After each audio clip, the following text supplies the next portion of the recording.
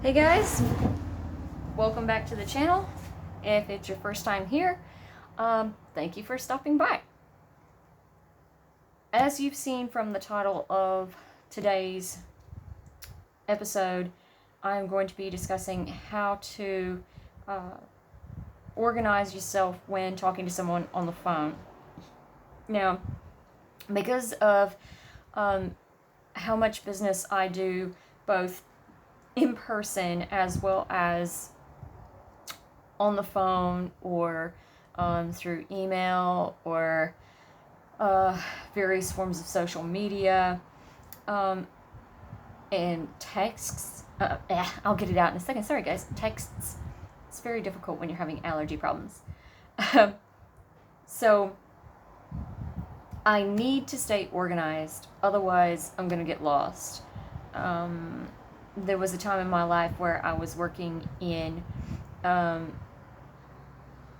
radio station, and we had information coming in from multiple platforms, and we had phone calls, emails, social media messages, text messages, and these could all be sent in through pretty much anyone there that worked at the studio.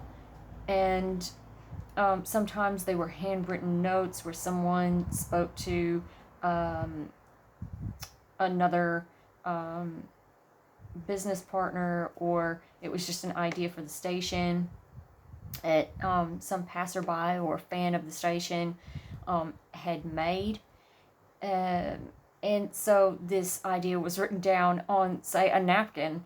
So, sometimes it really does pay to have a little notebook with you so that you can just have something there in your pocket, in your tote, whatever that is, so that you definitely have an organized means of tracking some of this information, even when you're just out and about and somebody is just saying something in passing, because sometimes some of the best ideas can come from those passing meetings, and then it gets lost because, it's just on a napkin, so obviously this came from the restaurant I was at, and it's going to be greasy and gross, and then it gets wadded up, and then goes in the rubbish.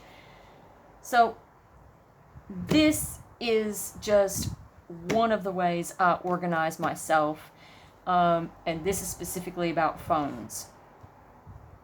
So this can also work for various forms of social media. In this particular case, what I'm doing here is I'm trying to schedule my week. Now, what I have discovered because of building my happy lanyard, I realized that I had a 14-hour day scheduled because of how many things I wanted to do and how much time I had set aside for each one of those tasks. And there is a business that I would love to continue doing business with, but I'm not so sure that I'm going to be able to because of such a heavy schedule. And the thing is, I do admit, you prioritize, right? That's a first and foremost thing. You have to get into your head what is important to you, have a full understanding of why, and then decide for yourself. No one can really do this for you. You have to decide for yourself what you believe to be important, and if you need to, write down why. In this case, I have written down what days I have available to me and what days I do not. And I just realized there's this massive shadow. I might be able to fix that. Sorry for the noise.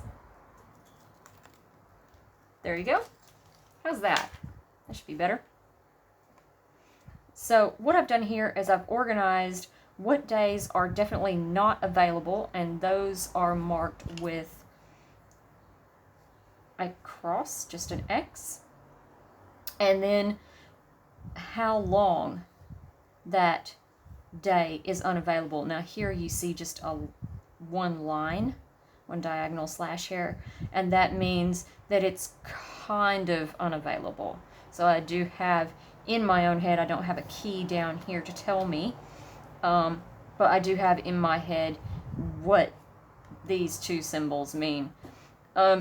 So obviously that said, it looks as though Tuesday and Wednesday are relatively open for this thing that I wish to participate in at this gym that I have been attending. And I've got listed here reasons why these time slots just simply aren't available. Now you may notice here I've got the word closed written. That's because the gym that I'm going to be ringing is closed on that day, and that's a Sunday. So I've just kind of completely crossed that out. Just, it's not going to happen, and I know that. So I have thought about how my next 6 to 8 weeks is going to run, because that's how long this gym class is going to be for, is 8 weeks. So I've kind of thought, okay, what is going to possibly come up in the next 8 weeks that might get in the way of progress? It might cause me to, say, fail my exams come examination day, when I want to be given some form of accreditation or certification for this thing that I'm wanting to achieve. So I've written down why, just in dot points, Mondays are not available, but here you see it says all day. How can this be sort of all day not available? Okay, this is because the country I live in, for starters, runs on a fortnightly schedule. What does that mean? It means that there are 2 weeks in this sort of block scheduling that they have. So the first Monday, the entire family might be available because you have what's known as a rostered day off, or an RDO. But then the next Monday, that might not be available. So this is a positive, but it's also a bit of a negative. So I've just put it in here to remind myself that, yeah, okay, this is half available because of RDOs, but it's also half unavailable because of the lack of an RDO. And we're getting into the fire season. As you may have noticed in the news, there are fires everywhere. It's just part of Australian life. These things happen. So I've listed reasons why I might not be available on a Monday. Fires. I mean, let's face it. They do happen. They do tend to get in the way of things, especially if you have family members that maybe work in an industry where they would be impacted by this situation. And we do in this household. So I've kept that in mind as well. Then here, this has been abbreviated. Weekend events sometimes overlap onto a Monday. So what'll happen is, because of the various clubs and things that I'm involved in, and what I do for a living, what will happen is I end up doing something on, say, a Saturday and a Sunday, and I'm too tuckered out on a Monday, or I'm still involved in that event on a Monday, because there are festivals that last an entire week in some cases. Other times they'll go from a Thursday through a Monday, or they'll go from Friday to Sunday. And so, you might not actually be able to shut down and pack up until Monday. So given that, and there are a few things that do happen in January, I won't say that it's definitely the on season for performers in this area in January. I will say that I do have to keep that in mind. Another thing that can happen is flooding. And just like the fires, the flooding is another thing that we have to keep in mind for the month of January as well as the month of February. So this is why it overlaps the 8-week period that I have to consider. So yes, there's a lot of processing here, guys. Tons of it. So you have to know what your life is going to look like. You do have to be prepared and be organized. So, like I say, it's the year of clear vision, having a definite focus and knowledge and expression of those things that you're doing with your life. It's 2020. Let's do this thing. So here we go. We have floods. At the same time, we've got fires. So we'll have areas that will just completely be inflamed and other areas that will be completely underwater. It's a land of extremes. What can I say? And in both of these cases, either the fires or the floods can happen where I'm supposed to be on most weekends, and so I might actually be unable to get to my gym class lesson on a Monday because of either of these. So I'm definitely impacted by these things. Floods can happen without warning pretty much, as it's really wild because where we live, we can get runoff from the mountains. And so they'll have a major, major rainfall way out wherever. And then we'll end up getting the mountain streams flooding down into the valleys. And because we don't live close enough to the coast for it to just pour off into the ocean, it ends up raising the water table here. So we end up getting valleys that just fill up with water suddenly, and we don't even see any clouds in the sky. It's happened before. It's not real often, but it does happen. And what's even worse, and this has happened on more than one occasion, this is the most frequent, I think, the mountains will get the floods, and then those same clouds will build up a bit of strength after they've dumped all the water on the mountains, and they'll build up their strength in the valley, and then the water that runs off the mountains is already flooding the valley, and then we get rain on top of that. So this is a lot more serious than it first seems. So that said, Mondays I don't really like doing, especially during the summer, because it's such an odd and difficult time, and it's so uncertain. Now, Tuesdays and Wednesdays, I don't really have any problem with. They're fairly open. But again, you do kind of want days where you're not really going out and doing much. At least I do. I want to have a day where I just go, huh, and relax, let my hair down, not feel like, I've got to go somewhere or do something. And in order to make it to this class, it is a 1 hour, 15-minute trip one way. So I do have to keep that in mind as well when I'm thinking about the scheduling. And that's where this sort of scheduling comes in. So I've decided that from 3 p.m. on for a Thursday is just not on. And the reason for this is because of band rehearsals.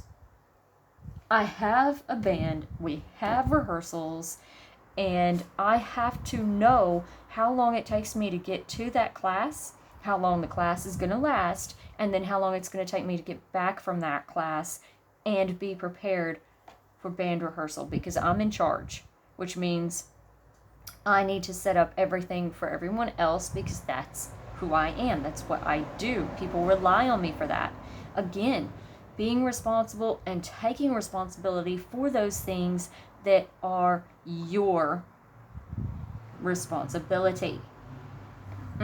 It's part of adulting. It's a bit full on sometimes, but you get that. So Friday we see all day, just not on. Not going to happen. And that's because I am, obviously, here listed. There's preparation for classes that I'm teaching, by the way, and a possible camp out because of events that happen over the weekend. And then Saturday, all day, simply not going to happen either because, again, preparing for teaching and then a possible camp out. simply because of conditions for various events that are taking place. And as I said, Sunday is just closed altogether, because the gym is not open on a Sunday. So it's just not going to happen. So this gives me my schedule in general. So if they say, oh, well, what about Monday? Oh, look, I'm sorry, doll. I can only do every other Monday, and I know that that's not going to happen. I know that's not convenient for you. And then they'll say, well, how about this day or how about that day? And I've got here written very plainly for me why that can't work. And so maybe my instructor can say, oh, well, look, if it doesn't work for that time slot, then how about this time slot instead? And I've got plenty of room down here to write possibilities. So I might just go ahead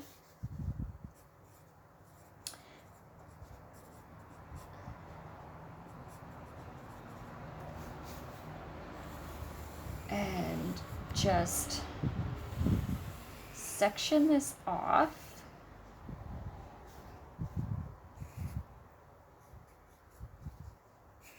And notice I'm drawing little arrows so that way I know that this belongs here, not here, so I don't end up confusing myself. So I'm just going to do the same thing. Monday, Tuesday, Wednesday. Yes, I use the letter R for Thursday. I picked that up from university schedules from when I was young. It was just something that I liked and held on to it. It's a nice, easy way to distinguish between Tuesday and Thursday. And so when I talk to them and they start giving me options, I can write these options, and I've got several lines for that for each day, and it's that easy. Now, I'm just going to have a glance. Yes, this is fine. I don't mind sharing this with the world. So the things that I do at the gym build up a lot of upper body strength. And so we've got hoop, otherwise known as lyra, spin pole, and silks, and static pole. So lots of upper body work there. It's really, really good for building shoulders, so like the deltoids and the biceps and pectorals. It's absolutely amazing. But the first day I went to level 1 spin, it was so much fun. I was hooked, and then I discovered exactly how sore I can be. It worked more muscles than I had anticipated. It's definitely a full body workout.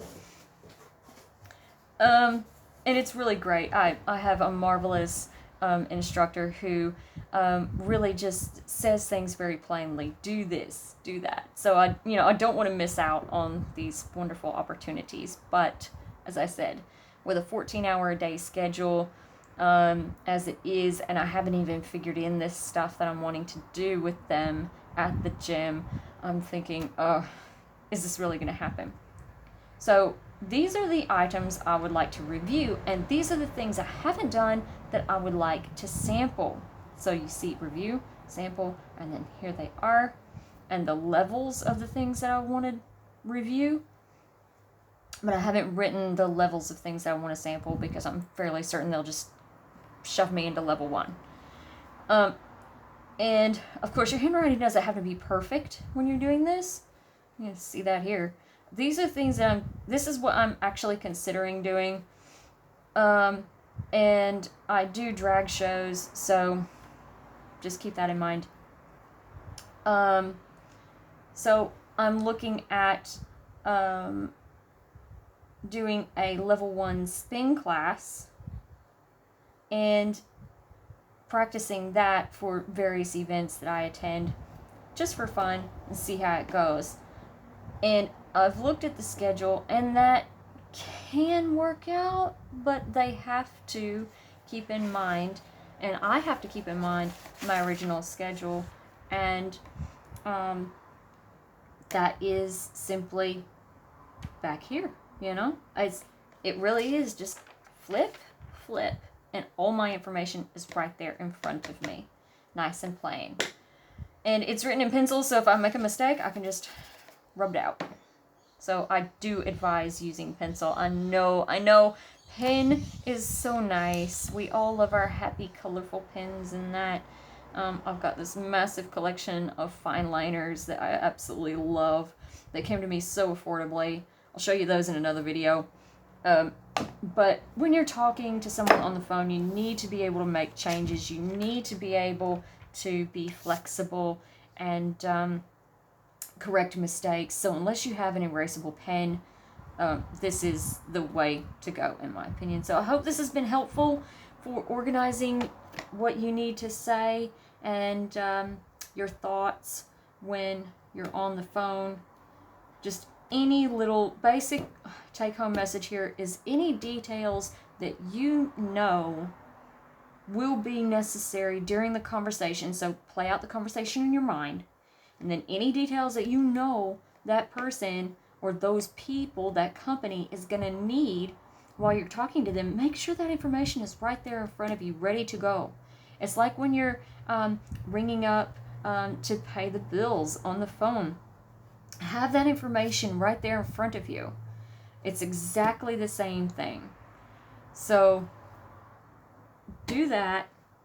Have a section or a full piece of paper if you need to write down options, and have a section that is definite do's, definite don'ts, and then ideas that you have, things you're wanting to achieve.